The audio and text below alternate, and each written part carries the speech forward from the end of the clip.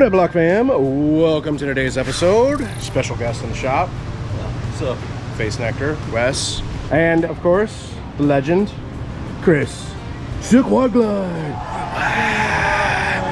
37-year master level technician. Wow. 64 and a half. It's been 84 years since you were a master technician. It's been 84 years. All right, so welcome to the episode, guys. We are upgrading my 2024 Harley-Davidson Road Glide from a 117 to a... That's what we were told was in that box. Hey guys, real quick, sorry, future editing John here. I gotta come clean with you. I kind of messed this one up. I wasn't supposed to film this or show you guys what this is until a certain day, which we're going to. We're going to release that episode, but in this episode, I'm not allowed to tell you or show you what it is. So, just a heads up, there's lots of blurred out stuff, and there's lots of like bleeping out what we're saying and, you know, like having things over our mouths so you can't read our lips. We will have an episode where we can openly talk about it. If you guys want to post up down in the comments below and guess what this is, please drop your guesses. I can tell you one thing, I'll give you a hint. It's definitely not an elephant. Okay, thanks. This is a 2024 Harley-Davidson Road Glide. I finally decided to purchase a touring bike, a bagger. Y'all have wanted me to buy one of these for a really long time, and so ended up purchasing this one. We've got some big plans for it. Harley-Davidson set me up with a 2024 CVO Road Glide ST that I rode 3,800 miles, basically Vegas to Daytona and all around Florida. Finalized my decision in wanting a Road Glide. So ended up picking this one up. Didn't want to go CVO route because so much of the stuff is already done. And since we own a motorcycle shop, we might as well start from the bottom, right? And then work our way up, customize it, build it out how we want. Before we get too far in talking about this motorcycle though, Chris does have something he wants to tell you guys about this fancy shirt that he's got on.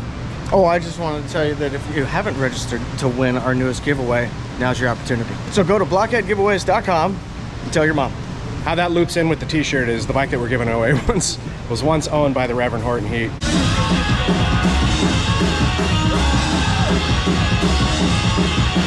Beautiful motorcycle, season 10 giveaway.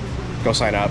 Thanks. Ah, that's the connect. Ah, that's why he's the YouTuber. Tell some backstory here before people are like, what does that shirt have to do with that shit? With the new 2024 Harley-Davidson Road Glide, I have broken it in. Got 1,968 miles on it, so almost 2K. Went on a trip with Amanda to North Carolina. Got those break-in miles out of the way. The bike runs great. Why are we putting in it with such little miles on this one? Because we can. Exactly. Goldzilla over here is my 2020 Harley-Davidson Softail Lowrider S, which I did a ST fairing on, all sorts of customizations, but we went from the stock 114 that was in here and we put the 131 in it. That was actually the very beginning of Chris and I working together. What are we doing now? Putting lifters in. Putting these into the hole. Look at that. We took that 131, we showed you guys what it made, stock, basically from Harley-Davidson, and then we said, okay, we're gonna do what we wanna do now, and we threw a bunch of other stuff at it. My first goal was 150, 150, remember? And then I said, let's go for 160, 160, and I realized that may not be attainable, at least not now, but let's shoot for it. We got there. Just took us a little while, and that's with our newest pipe. That's where it lives today currently. I had to one up him, and I got a 132 and now I'm one-upping him and I'm doing a one and then I'm sure Chris will respond in kind and the competition will continue, which benefits you guys in content. We're planning on doing the same kind of formula that we did with the 131 over there with this new. After that, next incoming episodes, we're planning on doing whatever the hell we want with it, learning more about the bike, essentially trying to break it, which is exactly what we've done with Goldzilla. We've tried to break the bike the entire time. That's the goal of these videos, is to educate you guys. Like whenever I was first starting, I was curious about stuff like this, and it wasn't like, oh, okay, well, I'm just gonna take apart my engine so that I can learn about this. So that's what we're trying to do here. Since it's here, we have the opportunity to take you guys along for that ride, show you what we're finding. Literally bringing you along as we around to find out. That's right. All right, cool. So let's get to taking this thing down, and yeah, horsepower sciencing. Woo. That didn't sound very exciting. Let's get this out of the way and put the new in there, and then let's see what we can get out of it. And then after we see what we can get, let's see where we can go. Woo! Yeah, go team. So, hold on. Y'all are way early on this. We're discussing what we might get. Y'all are already huddled. Put it in your pocket. There you get it. There you go. Hold the huddle. Just hold it right there. I would love to believe we're gonna get 150, even with the EP. Yeah, I'm hoping. Who the hell knows? And it might show less. It might disappoint. We just don't know yet. There's some interesting things in these boxes, so when we get to opening them, we'll talk about that. Okay. Now? Yeah. I think it's time. Go team! Go team. Go team! Wes, open that box. All right, Wes, what do you got in that box? Some gaskets. Yeah, why do we have 3 of them? Just in case we f***ed up twice. Screaming Eagle Pro Street tuner. A wideband O2 sensors. Hell yeah. Intake manifold gasket. Throttle body flange. Should have 2 of those, hopefully. Oh, yeah, there's the other one. All right. Another gasket for Primary. cap bolts. We got some pipes. Header pipes. We are going to basically install everything as if you were to be purchasing this from Harley-Davidson and having it installed to stay within warranty. And afterwards, whenever our special guests leave, we're gonna take it off and do whatever we want. Don't say anything, don't tell them. Oh my god!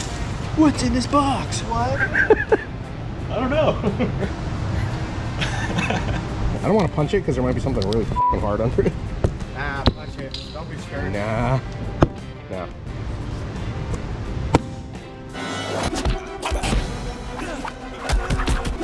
You gotta be a master to do that. And then you don't go very far in it. That way you don't hit what's under it.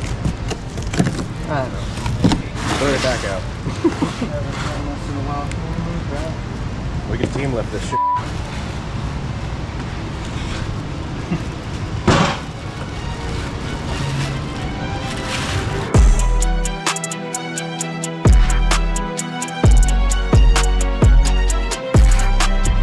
While you were gone, I got most of the what I call junk off of the engine. The coolant line, the rear coolant line. I'm sure it's a vent tube, a breather vent tube of some kind, but we got that out of the way. We got the air box out of the way. I took the throttle body off so that I could get the head temp sensor out, the wiring, the junk wrapped up and out of the way. I'm basically down to the lower portion. We got the primary to take off. The radiator itself, we're gonna have to detach and let that hang a little bit. I already disconnected the stator, pulled the oil filter, and then the whole unit will come out and we'll be ready to put that in here. I can't remember if we talked about this previously, but on the previous M8s, the transmission cover was not vented. Now they're basically running vents up to the stock. The air cleaner. Bob right there. I'm really curious to take this top off and look in it. I have to go upload an episode for you guys to see that I'm going to try to get out in an hour, so I'm going to hand it over to Wes. Bad choice.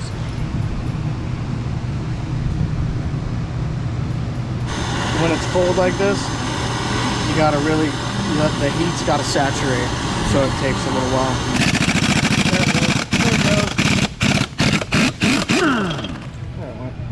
You see how long that is? That's a thick boy. Yeah.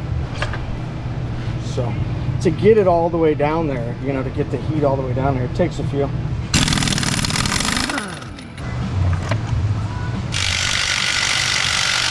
And over there. We gotta go all the way over here. So why does this have to be springy? Why isn't it just a solid piece? To absorb the amount of torque that this puts out. So when we're doing horsepower and torque and in the dyno, you know, that's at the wheel. But Right. the crank sees an exponentially more amount. After it's gone through all this cush drive and through the comp pack, this is actually probably producing, I don't truly know. So anybody watching this, you can definitely say I'm wrong, but I'll make up whole numbers for the sake of arguments. But let's say that the crank puts 250 to the crank. I know the number's wrong, but we'll say it's 250 here to get 150 there. right?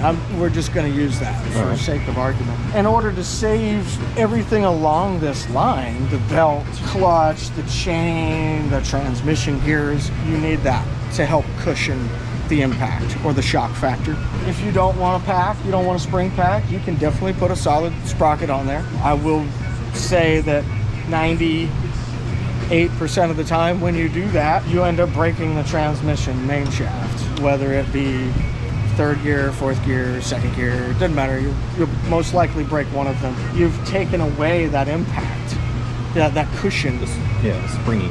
Right, and a lot of guys, if you leave your driveline cushioned in the rear, you'll stand a chance of saving it, but if you went to, say, a chain and you went hard here, you're gonna break that.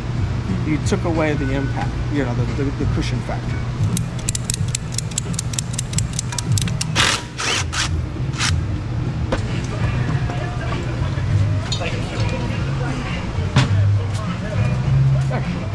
Very good job. All right, guys, so we got the 117 engine out of the bike, and it is setting right here. You also will notice that the which had chrome on it, It's black. it's now updated. Yeah, we didn't want to chrome, so we made a phone call, got some covers, and so we made it black. And while I was in there, you know, I was thinking, I went ahead and dug this box of cams out, and I was like, man, let's see what we got. And I got a Woods cam here. What you got over there? Should we go ahead and put a bigger cam? SNS 590, that's my favorite. Nope. That's what I'm thinking. Harley corporate